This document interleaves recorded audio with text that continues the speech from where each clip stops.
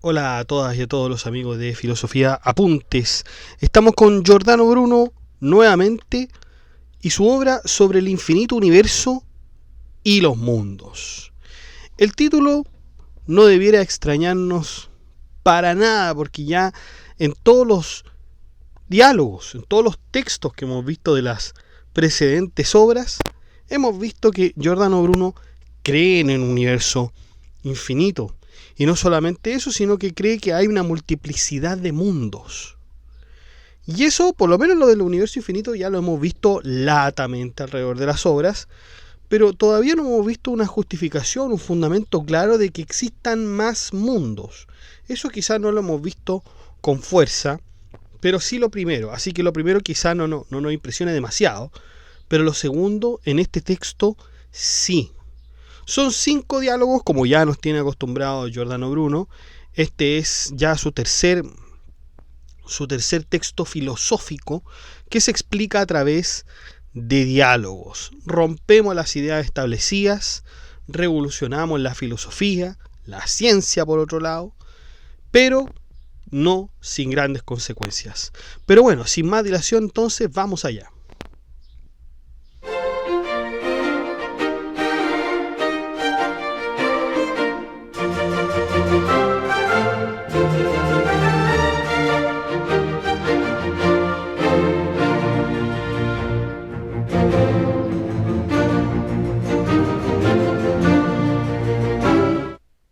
Bueno, comenzamos este texto entonces con el diálogo primero. Tenemos que presentar a los interlocutores. En primer lugar está Filoteo. Filoteo, fíjense, ¿no nos suena parecido, no nos suena familiar este nombre? Claro, porque en las obras precedentes, como la Cena de las Cenizas o de la Causa al principio del 1, el personaje que representaba a Bruno era Teófilo. Y aquí lo tenemos al revés, es Filoteo. Bruno se ha representado, o más bien se hace representar, como Teófilo o Filoteo, que significa amigo de Dios. Amigo de Dios. Algunos podrían decir que significa también amante de Dios, porque filo significa amor, y teo, bueno, significa Dios. Lo hace indistintamente como Teófilo o Filoteo. Él es el que representa la voz de Bruno y expone las ideas sobre el universo infinito, la pluralidad de mundos, la superación del modelo aristotélico y tolemaico.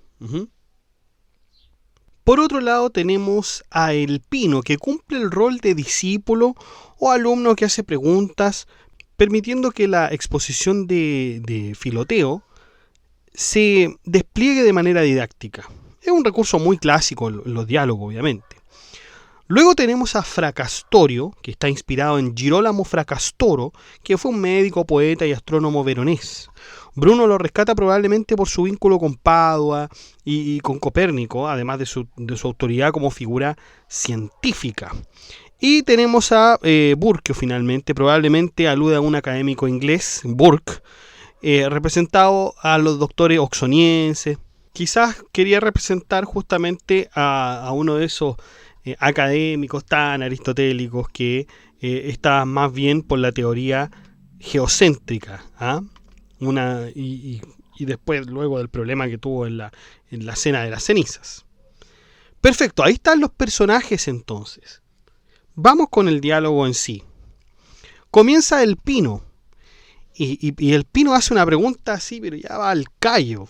No hay nada introductorio, ¿no? Aquí se va al callo. Y dice, ¿cómo es posible que el universo sea infinito?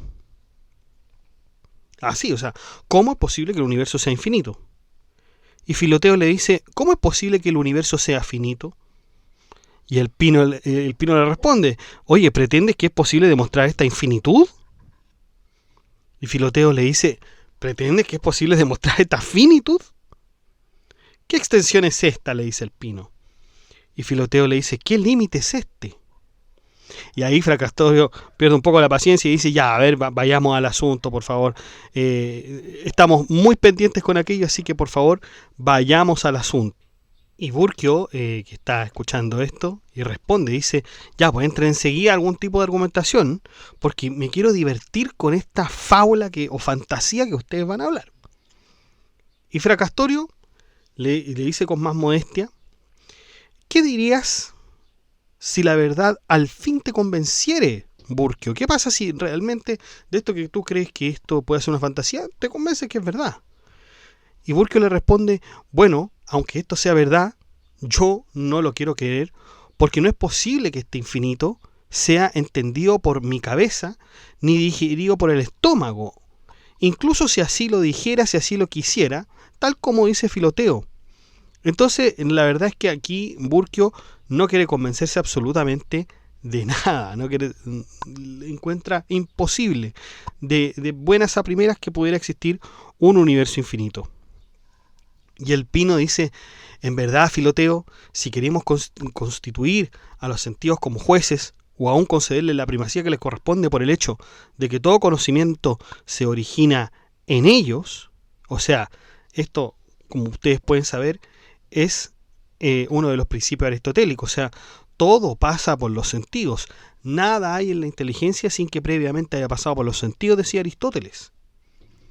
Y claro, el Pino nos dice, si vamos a ver esto con los sentidos, la verdad es que no nos va a resultar nada fácil entender esto de un universo infinito. Así que difícilmente podríamos creerlo. O sea, lo que dice Burkio, que es como una especie de burla, en realidad también esconde una imposibilidad por los sentidos de poder captar algo que es infinito. Y eso en parte está bien, porque no vamos a poder captar una cuestión infinita con los sentidos. Y Filoteo lo sostiene. Filoteo le responde y dice, sí, ¿saben qué? No hay sentido que vea el infinito, es verdad. El infinito, por definición, desborda el campo sensible. Los sentidos sirven para excitar la razón, para acusar, para indicar y para testificar en parte, pero no para juzgar. La apariencia del límite, por ejemplo el horizonte, la concavidad estelar, es un artefacto perceptivo. Y así como la Tierra parece plana a simple vista, el cielo parece una bóveda cerrada. Entonces, no podemos negar lo que excede la sensibilidad solo porque no se ve. Y ahí el Pino, como buen alumno, le dice, bueno, entonces ¿para qué nos sirven los sentidos? Y esto no es una pregunta, digamos, tratando de acusarlo, sino porque hay un real interés de saber. Y Filoteo le responde, es solamente para excitar el intelecto, para excitarlo, o sea, no para tenerlo como verdad, sino que solamente para excitar el intelecto. Y ahí Filoteo nos dice, la verdad proviene de los sentidos, pero como un principio débil, y en consecuencia no está en ellos. Y el Pino le dice, ¿y en dónde está entonces? Y Filoteo le dice, en el objeto sensible. Y le da el ejemplo de un espejo. Claro, porque un espejo es donde algo se refleja. Un espejo es un objeto sensible.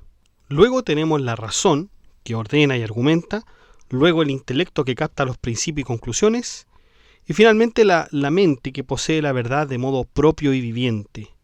Y con esto se distancia, obviamente, de la concepción de los sentidos, de un aristotelismo escolar que absolutiza la experiencia inmediata, ¿no? Y el Pino le incita a que siga con el argumento, le exhorta, por favor, continúe. Y Filoteo le hace una pregunta clave, porque si el mundo es finito y fuera del mundo no hay nada, les pregunto, ¿dónde está el mundo? ¿Dónde está el universo? Y Aristóteles diría, el universo está en sí mismo, y está contenido por la convexidad del primer cielo. Y aquí Filoteo detecta una contradicción, porque si todo cuerpo está en un lugar, entendido como la superficie de otro cuerpo que lo contiene, por ejemplo, digamos que el vaso está en una mesa, la mesa está en el piso. Ese era el típico concepto de lugar de Aristóteles, ¿no? O sea, que el lugar es aquello por lo cual el contenido tiene un continente. El vaso arriba de la mesa, ¿no es cierto? O sea, el lugar del vaso es la mesa, el lugar de la mesa es el suelo. Entonces, si nosotros entendemos esto, ¿cómo es posible que el primer cielo no esté en ningún lugar? Y Aristóteles lo resolvía esto diciendo que el universo está en sí mismo, pero esta fórmula resulta vacía y casi tautológica, porque tendríamos que decir, bueno, y el lugar del lugar del lugar del lugar, o sea, caería en la misma paradoja de Zenón, ¿ya? Yo me acuerdo cuando, de hecho, pueden verlo ustedes en el podcast de física de Aristóteles, donde Aristóteles trataba de explicar el lugar y justamente citaba la paradoja de Zenón con respecto al lugar. Bueno, si una cosa está en un lugar, perfecto, y ese lugar, ¿cuál es? Y el lugar del lugar del lugar del lugar, y ahí íbamos con una paradoja hacia el infinito. Ese era, el razonamiento de Zenón. Pero la cuestión es que Aristóteles trataba obviamente, de sacarse eso diciendo que, bueno, el lugar de la cosa es lo que es el continente, ¿no? Pero aquí, ¿qué pasa con el primer cielo? Porque aquí nos dice Aristóteles, está en sí mismo, ¿ya? Pero la crítica bruniana, la crítica de Filoteo apunta a lo siguiente: si fuera del mundo no hay nada, entonces el mundo tampoco está en parte alguna. Porque ¿qué significa estar en la nada? Para Bruno, esta supuesta solución aristotélica en realidad destruye la idea misma del lugar. La consecuencia es que el concepto clásico de espacio como receptáculo limitado no se sostiene de ninguna manera. En su lugar debe pensarse más bien en un espacio infinito que no depende de un contenedor. Así nosotros podríamos asociar más fácil el orden del cosmos, si es que hay un orden. Y así se necesita entonces, Bruno, abandonar esta idea aristotélica y abrir paso a una cosmología donde el universo no tenga fuera ni convexidad final. Porque esto de que hay un espacio sin límites, un fuera del mundo que no es nada, se convierte entonces en realidad en un absurdo, ¿no? Vamos a explicarlo con un ejemplo aún más claro. En la visión de Aristóteles, el universo sería como una matrioshka, ¿ah? Esas muñecas rusas que se abren y vienen dentro dentro de otra. Cada cosa está en otra para Aristóteles. Un pez en el agua en una jarra, la jarra en la mesa y la mesa en el piso. Entonces, siguiendo la cadena de Aristóteles nos dice que el último contenedor del mundo es la esfera de las estrellas fijas. Las estrellas fijas son las que usted ve generalmente en el firmamento, no son otras. Y esas se supone que están, como diría el mismo Bruno, están clavadas en el primer cielo, ¿ya? Y como están clavadas en el primer cielo, entonces no hay nada fuera de esa esfera. Por lo tanto, el universo está en sí mismo, en sí mismo. No existe aquello que conocían algunos griegos como el vacío. No existe esa concepción del vacío, de la nada absoluta. Esto es lo que se va a llamar también horror vacui, es decir, horror al vacío. Porque el vacío, digamos racionalmente, no se entiende. ¿Cómo vamos a entender algo que es la nada absoluta? Entonces, eso debe estar después del primer cielo, ¿no? O más bien antes del primer cielo. Por lo tanto, como todo está limitado, porque el primer cielo no hay nada después, el universo es infinito entonces. Es decir, no hay una fuera real porque el espacio no existe por separado del cuerpo que lo contiene. Esa es la visión aristotélica. Entonces, ¿qué nos dice Bruno? ¿Qué nos acaba de decir Bruno? No, imaginemos el universo como un mar abierto. Y que en ese mar abierto nosotros estamos en un barco. Y uno mire donde mire, ve agua hasta el horizonte. El mar no necesita una jarra que lo contenga. Se extiende indefinidamente. Y lo mismo pasa con el universo. No hay una última esfera que lo encierre, porque fuera de cada horizonte siempre hay más espacio y hay más mundos en ese sentido. Bueno, y volviendo a nuestra conversación, Fracastorio interrumpe con una frase lapidaria y dice, bueno, en ninguna parte va a estar el mundo entonces. Todo estará en la nada. Todo va a estar en la nada, porque como no hay lugar, todo va a estar en la nada, así como lo está diciendo Bruno. Y claro, Fracastorio, recordemos que encarna la lógica aristotélica, es decir, si el universo no tiene un afuera, ni un lugar en el cual estar, entonces queda reducido a la paradoja de existir en ninguna parte. Acuérdense que Fracastorio es la voz contraria, es el adversario de Filoteo. Y Filoteo recoge la objeción y la desmonta. Primero, ironiza y dice, bueno, si el mundo es algo que no se encuentra, ¿cómo puede ser real? Luego prevé la salida aristotélica de hacer de Dios el lugar de todas las cosas, pero rechaza esa opción de que Dios es el lugar de todas las cosas. Por inconsistente la rechaza, porque un ente incorpóreo y sin dimensiones no puede ser el contenedor de cuerpos con extensión. Tampoco sirve la analogía del alma con respecto al cuerpo, porque no resuelve la pregunta sobre lo que hay afuera del universo. Además, atribuir a Dios la función de límite espacial degrada su naturaleza, lo convertiría en frontera física, en una pared cósmica, lo que sería menoscabar la dignidad divina.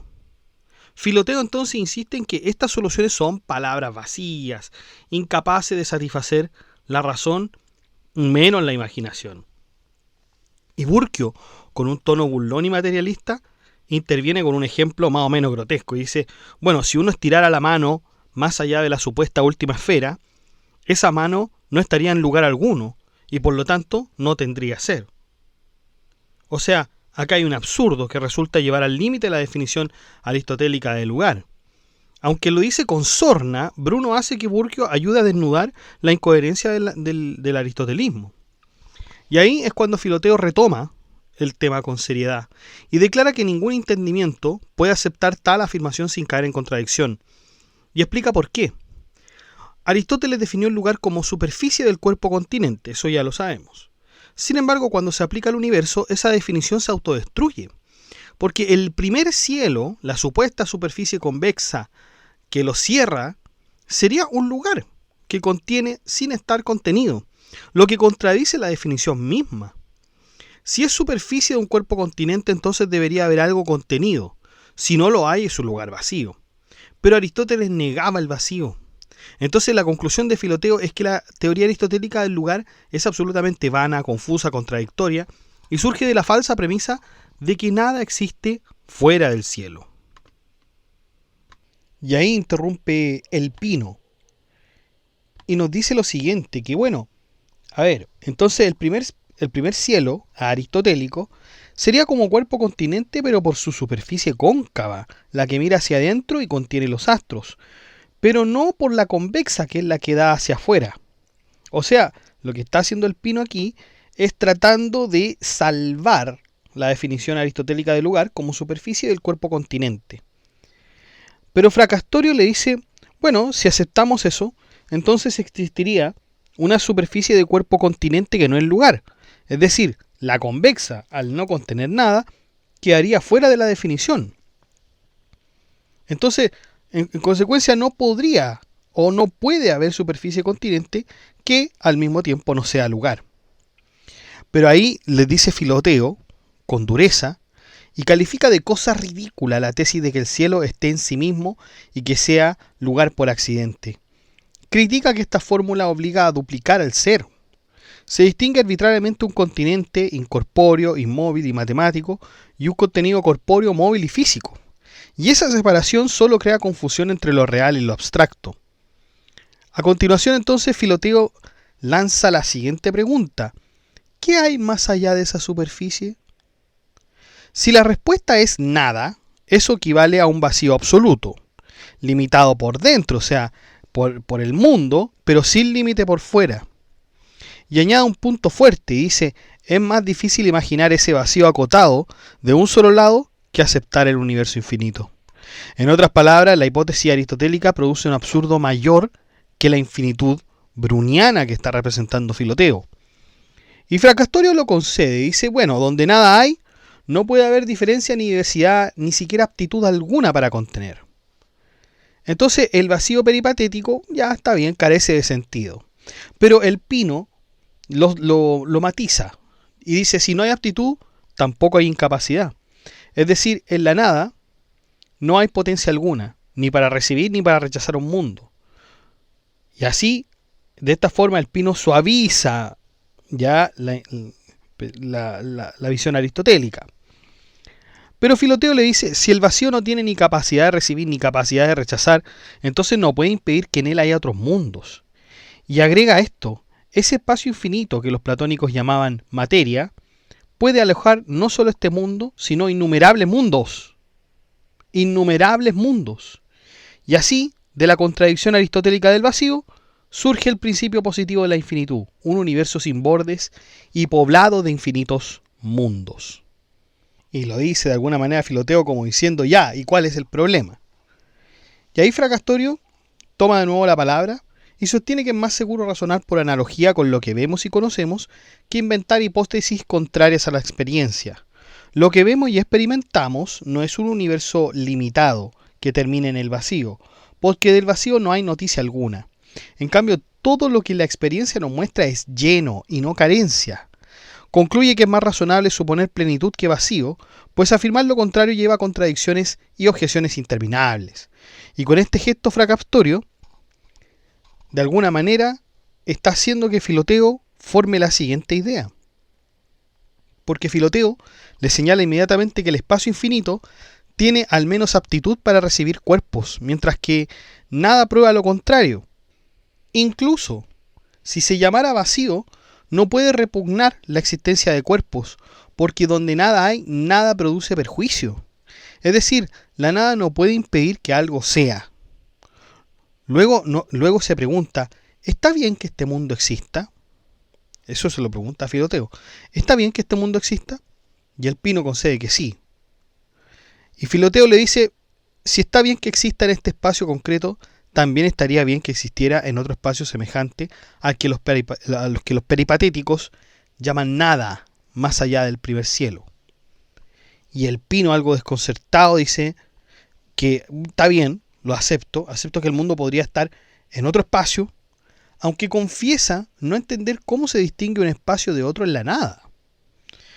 Y esto lo hace obviamente porque no entiende todavía el Pino, acuérdense que el Pino es el estudiante, la lógica browniana. Y Fracastorio lo provoca y le dice que en realidad sí lo entiende, pero no se atreve a afirmarlo porque ve hacia dónde lo lleva Filoteo. Y el Pino le dice, da el paso y reconócelo. Si el mundo está en un espacio, trata de explicarse el Pino, ese espacio, incluso si el mundo no existiera, no sería distinto del que está más allá del primer móvil. Es decir, aquí el Pino admite que hay continuidad espacial y que cualquier otro espacio podría ser igualmente apto para contener un mundo.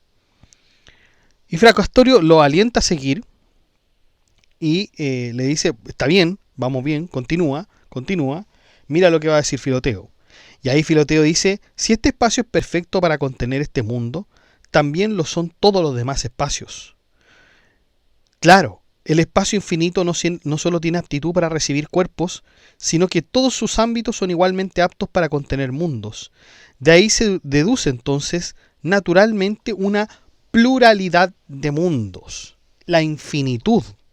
Claro, porque con la lógica aristotélica de un mundo cerrado, un universo cerrado, limitado, perfecto, nosotros podemos pensar que no hay una multitud de mundos como este, o si es que lo hay, sería de una forma muy escasa y que en realidad nosotros seríamos el centro del universo, ¿no? Pero con un universo infinito no podríamos por qué no pensar que hay justamente otros mundos. Y ahí el Pino continúa y también lo concede, se va convenciendo poco a poco al Pino, o sea, ese parece ser el objetivo. Y el Pino concede ya que el espacio puede contener, pero se pregunta, ¿por tanto es el espacio y por tanto tiene?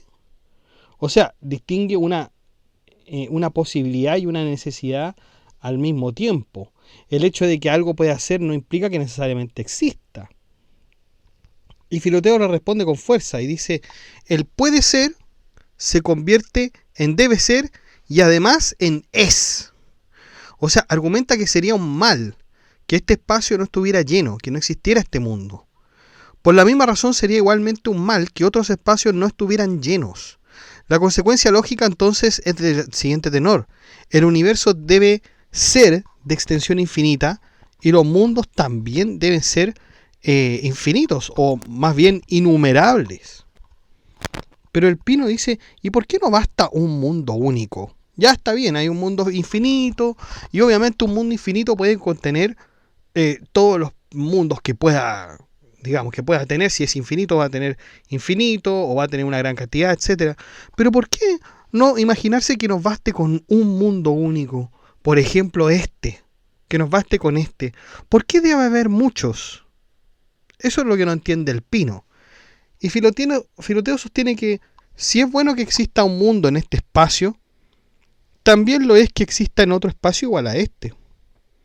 Pero el Pino lo intenta limitar y dice que esa bondad se refiere solo a este espacio, no necesariamente a otros innumerables.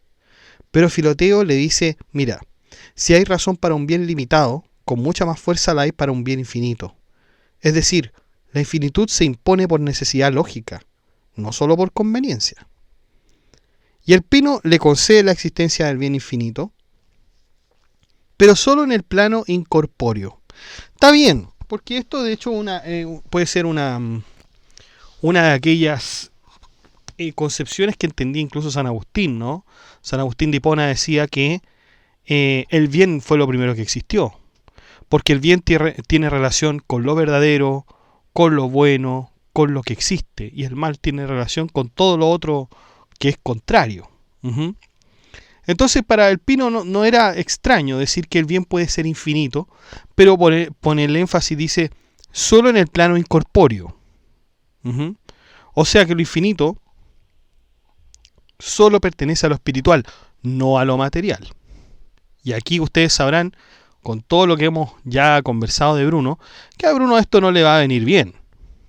Y Filoteo aprovecha esa admisión entonces para dar un salto decisivo. Y reconoce el bien infinito incorpóreo, está bien, pero pregunta, ¿por qué habría de repugnar que el infinito también se dé en lo corpóreo?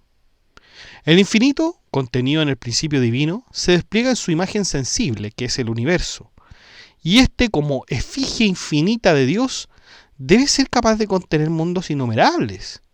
Y añade un argumento de escala. Lo que a nosotros nos parece vastísimo, que es el mismo mundo, es apenas un punto frente a la infinitud divina. ¿Sí o no? Y el Pino responde con una distinción. Y dice, la grandeza de Dios no consiste en dimensiones corporales, y el mundo no añade nada a Dios. Pero Filoteo le responde y le dice que no postula un universo infinito por mole o por magnitud, sino por la dignidad de las naturalezas corpóreas. La excelencia divina se refleja mejor en la multiplicidad innumerable que en la limitación.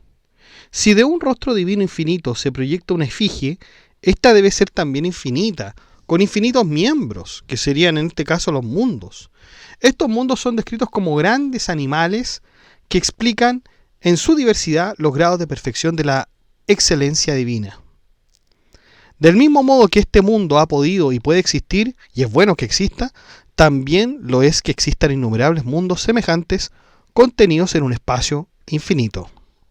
Ahora miren, hasta ahora yo creo que el Pino tiene un punto válido. Tiene un punto válido y que es porque la posibilidad no garantiza la existencia. O sea, la posibilidad de que este mundo sea infinito no garantiza la existencia de infinitos mundos o de que haya 2, 3, 4 o más mundos. ¿Ya? Eso no garantiza tampoco la existencia. Yo creo que tiene un punto con respecto a la lógica. ¿Ya? Pero Filoteo tiene razón, quizá en el fondo cosmológico. Ahí sí que tiene razón. Pero sigamos, veamos cómo evoluciona esta conversación. Sigue el Pino y dice, miren, pensemos en esto. Mundo finito con astros finitos. ¿Por qué eso, o sea, un mundo finito con astros finitos, por qué eso no puede ser perfección? Ya, digamos, este mundo con su finitud, con su límite, ya, perfecto. Así es perfecto. ¿Podría ser entonces que lo finito basta porque contiene todo lo que debe existir? Y ahí Filoteo le dice, mira, está bien, tenemos un mundo finito que puede contener todas las perfecciones que caben en este espacio. Perfecto, ni un problema, te lo concedo, dice Filoteo. Pero ese mundo finito no puede tener todas las perfecciones que existen en otros espacios innumerables. Claro, o sea, una cosa es aquello que conocemos con aquello que podría existir más allá. Y ahí Fracastorio interviene como mediador y dice, a ver, no discutamos para vencer al otro, sino que para comprender. Nadie sensato puede negar que, dado un espacio infinito con capacidad infinita, y dado que cada mundo tendría razón suficiente para existir, es lógico entonces admitir innumerables mundos, dice Fracastorio. Y recalca la idea de que un espacio infinito no puede tener una aptitud vana. O sea, no puede haber algo prescindible. Si tiene capacidad infinita, debe plegarse en un acto infinito de existencia. Ahí eso es lo que trata de poner Fracastorio y trata de terminar bien para que podamos conversar.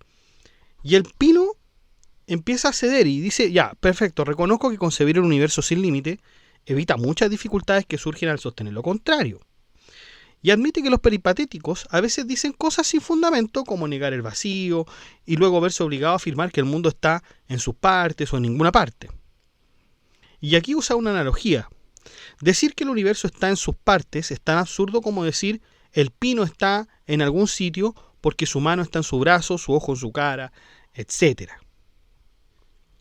Entonces el Pino concluye que no puede negar lo que se le impone, es decir, un espacio infinito, podría existir infinitos mundos, mundos semejantes o distintos de nuestros, perfecto.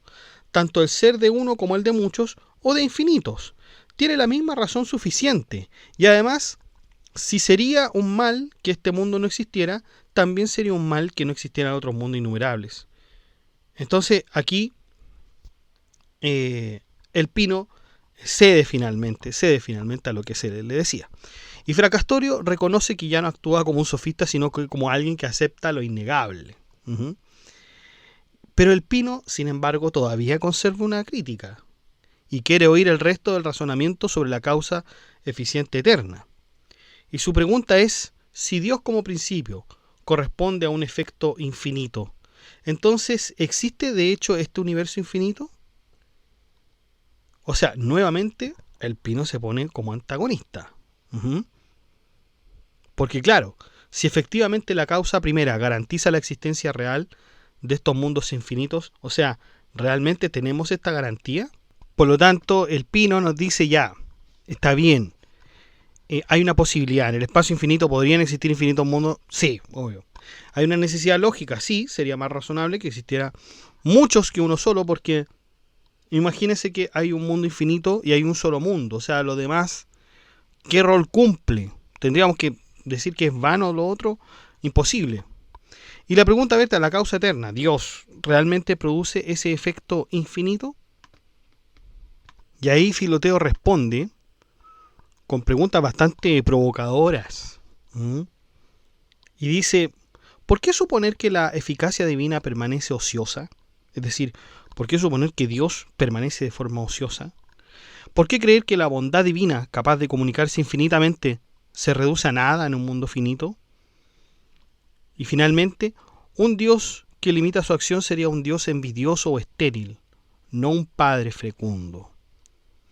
Con estas preguntas retóricas, Filoteo transforma la infinitud del universo en una exigencia de la misma naturaleza divina. Si Dios es infinito en poder y bondad, su obra debe reflejar esa infinitud. Lo finito sería una traición a la excelencia divina, un espejo demasiado pequeño para su grandeza. Además subraya el absurdo teológico de determinar a Dios como límite de la convexidad del cielo, o sea, sería rebajar su infinitud al marco de una esfera finita más encima. Por lo tanto, hay distinciones que hacer. Dios es todo infinito y totalmente infinito, concentrado, indiviso, presente entero en cada parte del universo. Y el universo es todo infinito porque no tiene límites ni bordes, pero no totalmente infinito ya que está compuesto de partes finitas, los cuerpos, los mundos que hablábamos, etc. Por lo tanto, Dios es infinitud complicata, es decir, concentrada en una unidad absoluta. El universo también es infinitud explicata, que se despliega en la multiplicidad. Y obviamente esto nos va a recordar nuevamente a Nicolás de Cusa, que permite a Bruno mantener una diferencia entre el creador y su imagen cósmica sin caer en una identidad absoluta. Con esta explicación, el Pino interviene con humildad y admite que no entiende bien la diferencia entre todo en todo totalmente y en todo no totalmente. Pide que Filoteo lo aclare, pero aquí ya vemos que el Pino cede, ¿no? El Pino cede. Y aquí nos dice que ya, mira, el universo es todo infinito porque carece de borde, pero no es totalmente infinito ya que cada uno de sus mundos es finito. Todo lo que contiene son finitos. Dios es todo infinito porque carece de límite y cada atributo suyo es único e infinito. Y es totalmente infinito porque está entero en el todo y también entero en cada parte, infinitamente. El universo, en cambio, aunque sea infinito como conjunto, no está todo en cada parte porque sus partes son limitadas. Esa es la diferencia que nos pone Bruno a través de Filoteo.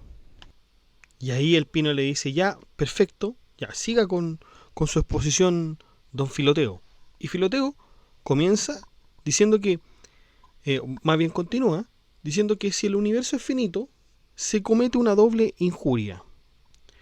En primer lugar, contra el espacio infinito, que quedaría vacío o frustrado, y en segundo lugar, contra la omnipotencia divina que al limitarse se mostraría como impotente o envidiosa. Y por eso afirma, si Dios puede producir infinitos mundos, necesariamente los produce. Y el fundamento es la concepción de Dios como acto puro e inmutable. En Él, poder, querer y hacer son lo mismo, a diferencia de los seres mudables, porque en Dios no hay distancia entre potencia y acto. Y esto significa que no hay potencia ociosa en Dios. Todo lo que puede, lo hace. Todo lo que quiere, es. El universo infinito y poblado de mundos innumerables se sigue de esta lógica de necesidad. Y ahí interrumpe Fracastorio, que si bien interrumpe, en realidad está reforzando la tesis. Y en una forma muy, muy escolástica, a través de un silogismo. Y dice en primer lugar, el primer agente no puede querer otra cosa que lo que quiere, y no puede hacer otra cosa que lo que hace. Luego, si el efecto es finito, la potencia debe ser finita. Quien niega el efecto infinito, niega la potencia infinita. Y con esto convierte la argumentación en forma rigurosa, o sea, si aceptas la infinitud divina, debes aceptar el universo infinito, porque si lo niegas, en realidad estás rebajando a Dios. ¿Y en qué lo estás rebajando? En la gran omnipotencia, que tiene. Cualquier cosa que le quitemos a Dios, estamos rebajando su omnipotencia, y eso obviamente no es posible.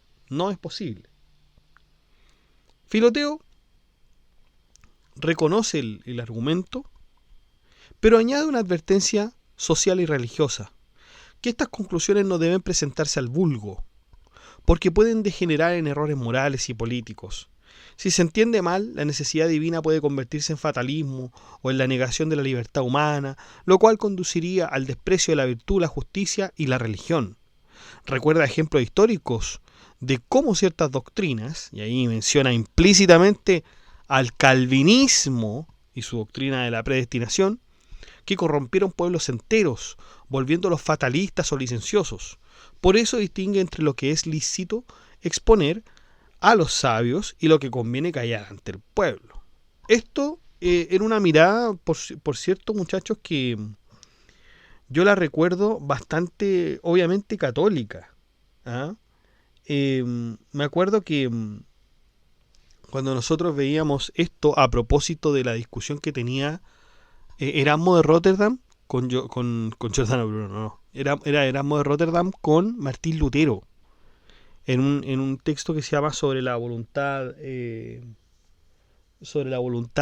determinada con respecto a Lutero, pero también con la respuesta de Erasmo de Rotterdam sobre el libre albedrío, ¿ya?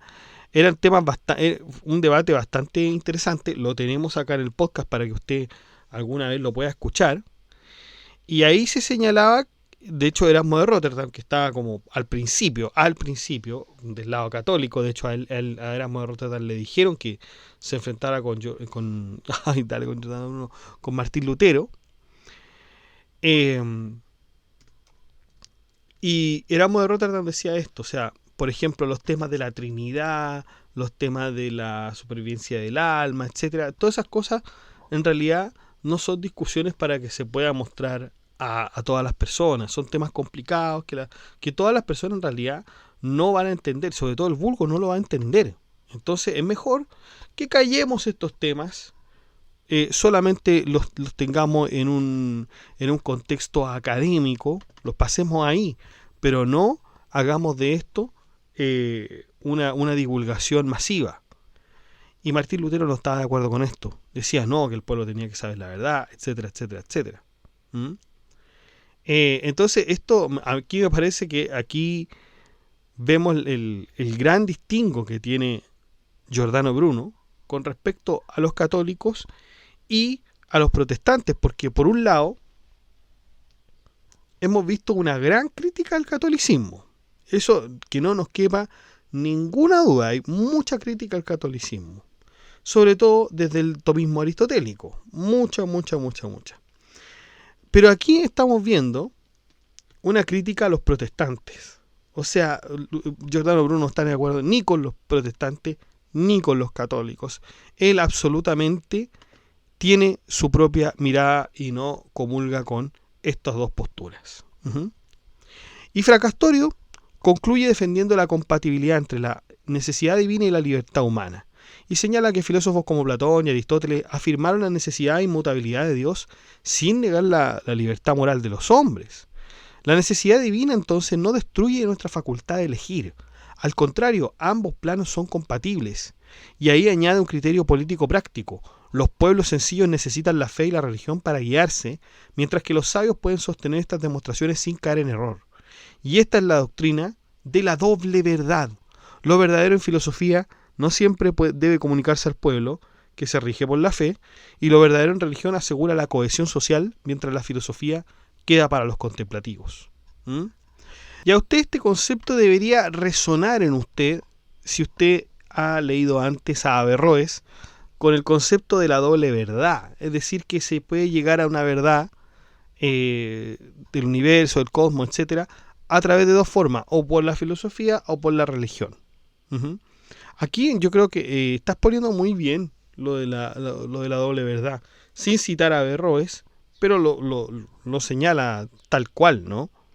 Recordemos que en la biografía nosotros no sabíamos si Giordano Bruno había sido atento, estudioso de Averroes, pero hay cosas que de alguna manera, cuando habla Giordano Bruno, podemos deducir de alguna forma que a lo mejor algo de conocimiento tenía.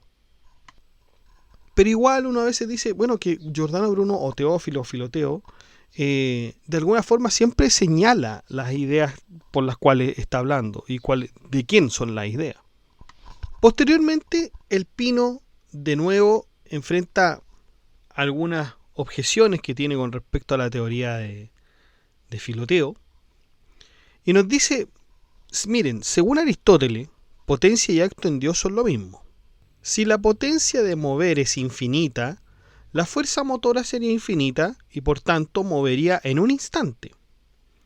Pero como el cielo no se mueve en un instante sino de manera regular, Aristóteles concluyó que la potencia divina no puede ser infinita intensivamente, es decir, en fuerza de acción, sino solo extensivamente, es decir, que se mueve siempre, perpetuamente. De este modo se salva la regularidad del movimiento celeste y se evita el absurdo del movimiento instantáneo. Por lo tanto, el Pino aplica este razonamiento a la creación. Así como el movimiento infinito se limita a un acto finito, también la creación infinita puede limitarse a un acto o a un mundo único y finito si la voluntad divina así lo determina. Y Filoteo reconoce la fuerza persuasiva del argumento, pero añade que aceptar esa voluntad limitadora de Dios genera graves inconvenientes filosóficos, porque terminaría por subordinar la potencia divina a una voluntad arbitraria, desequilibrando la unidad de los atributos divinos. En otras palabras, sería afirmar que Dios puede más de lo que quiere, lo que sería absurdo, porque atribuir a la voluntad menos perfección que al poder realmente no cuadra. Y el Pino intrigado pregunta entonces, si los filósofos y teólogos no piensan realmente así, ¿por qué se expresan entonces de esos términos, Filoteo? Y Filoteo le responde con ironía, por falta de términos y soluciones eficaces. Es decir, porque no tienen recursos conceptuales para explicar el problema de otro modo. Y el Pino vuelve a poner el desafío y pide a Filoteo que explique cómo puede sostener simultáneamente dos cosas. Uno, que la potencia divina es infinita en acto y en fuerza, lo que lleva a la infinitud del universo y de los mundos. Y dos, que sin embargo los cuerpos celestes no se mueven instantáneamente sino en el tiempo. Y Filoteo ofrece entonces su alternativa cosmológica. En primer lugar, el universo es infinito e inmóvil, no necesita de un motor extrínseco. En segundo lugar, los mundos, astros, tierras, fuegos, lo que sea, son infinitos y cada uno se mueve por un principio interno, que es su propia alma, porque acuérdense que los mundos para Bruno, como ya lo hemos justificado, fundamentado, tienen vida propia. En tercer lugar, estos cuerpos se hallan en la región etérea, libres, sin estar clavados en una esfera fija, nada de eso. Y cuarto, la Tierra es un ejemplo, porque se mueve por su propio instinto animal, intrínseco, girando sobre sí misma y en torno al Sol. Por lo tanto, como podemos ver, Bruno, a través de Filoteo, evita el problema del motor inmóvil que mueve con fuerza infinita. El movimiento no procede de una fuerza intensiva, infinita, que empuje desde afuera, el primer motor inmóvil de Aristóteles, no, sino de principios internos de cada mundo. Dios, como primer principio, no mueve mecánicamente, sino que siendo inmóvil, da poder de fuerza, o más bien da poder de moverse a los infinitos mundos. Cada mundo, como un gran animal, se mueve según su propia fuerza y vitalidad. El Pino queda conforme y reconoce que Filoteo ha defendido muy bien la posición, pero insiste en que la duda sigue viva y resume la cuestión. Dice, los peripatéticos dicen que Dios mueve el todo, mientras Filoteo afirma que Dios otorga a cada cosa el poder de moverse, de modo que el movimiento depende de la fuerza del motor inmediato. El Pino admite que la explicación de Filoteo parece más racional que la aristotélica, pero aún lo inquieta la doctrina bruneriana del alma del mundo y de la divinidad presente en todo. Por eso cree que tanto se puede decir que Dios mueve el todo como que concede al todo el moverse. Pero esa dificultad no está del todo resuelta. Y Filoteo le responde inmediatamente y le dice, aquí tienes una solución. Distingamos dos principios de movimiento en las cosas. El principio finito, que es propio de cada sujeto finito, que se mueve en el tiempo. Pero también está el principio infinito, que corresponde al alma del mundo, o la divinidad, que está todo en todo y mueve en el instante. Y claro, con esta distinción logra resolver la paradoja aristotélica. Si una fuerza infinita mueve en un instante, entonces ese movimiento equivale a la quietud, porque moverse instantáneamente de un punto a otro es estar ya en ambos al mismo tiempo. De este modo, el movimiento infinito se identifica con la inmovilidad. Y claro, aquí aplica la dialéctica de la identidad de los contrarios, que lo infinitamente rápido es lo mismo que lo inmóvil. Y la Tierra sirve como ejemplo. Tiene dos movimientos, uno eterno e instantáneo, por el motor infinito, que en realidad la mantiene fija en su ser, y otro finito y sucesivo, por su propia fuerza interna, que la hace rotar y trasladarse en el tiempo. Así se puede sostener simultáneamente que Dios mueve el todo por el principio infinito que inmoviliza en el acto, y que Dios da el poder de moverse por el principio finito que se despliega en sucesión temporal. Y ahí el Pino ya reconoce con honestidad que la dificultad ha sido resuelta de manera elevada y eficaz. Declara que se rinde al juicio de Filoteo, pero pide volver a reunirse para seguir aprendiendo, porque percibe en su espíritu que hay una luminaria más grande que lo que alcanza a ver. Su transformación entonces, como objetor aristotélico, pasa a ser de un temporal discípulo pero atento. Y Fracastorius confirma con entusiasmo la decisión y promete que serán oyentes atentos en las futuras reuniones. Burkio, fiel a su papel cómico y ligero, cierra con una nota de humor y dice: aunque no entienda las opiniones, al menos escuchará las palabras, y si no entiende las palabras, disfrutará de la voz. Y ahí, entonces, termina este primer diálogo sobre el infinito universo y los mundos. Interesantísima entonces toda esta construcción que ha hecho Giordano Bruno con respecto al universo infinito y los mundos. Me parece que aquí todavía está justificando, hasta este primer diálogo, el universo infinito, que en realidad ya había probado en diálogos, en obras más bien anteriores. Esto de que el mundo sea un animal vivo y que existan más animales, es decir, existan más mundos, etcétera, es una cuestión que ya quedó, me parece a mí, absolutamente fundamentada. Y aquí lo está volviendo a tratar, seguramente para proceder a lo que van a ser la cantidad de mundos que existen, que eso también lo ha dicho, esto de tener muchos mundos, pero lo ha dicho con respecto,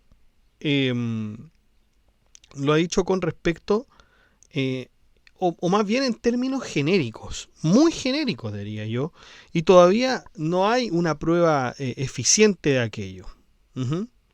Ahora, yo creo que las objeciones del Pino están muy bien fundamentadas también con respecto a la lógica. O sea, yo creo que aún todavía queda esta posibilidad que no implica existencia.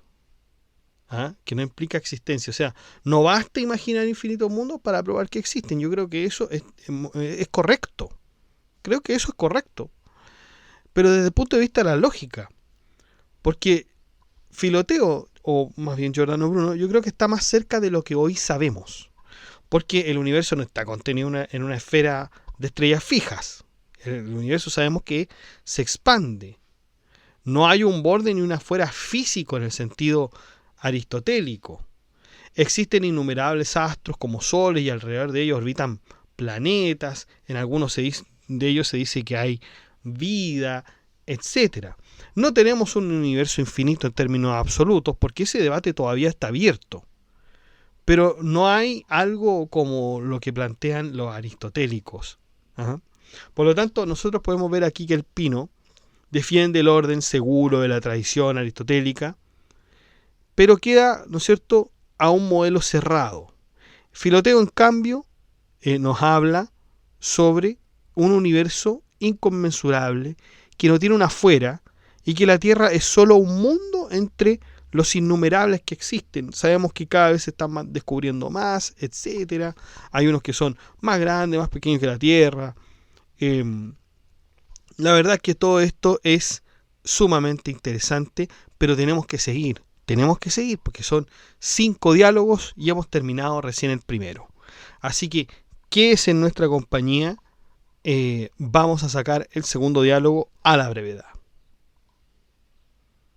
Los dejo invitados entonces al grupo de WhatsApp y al grupo de la comunidad para que hablemos de este y otros temas.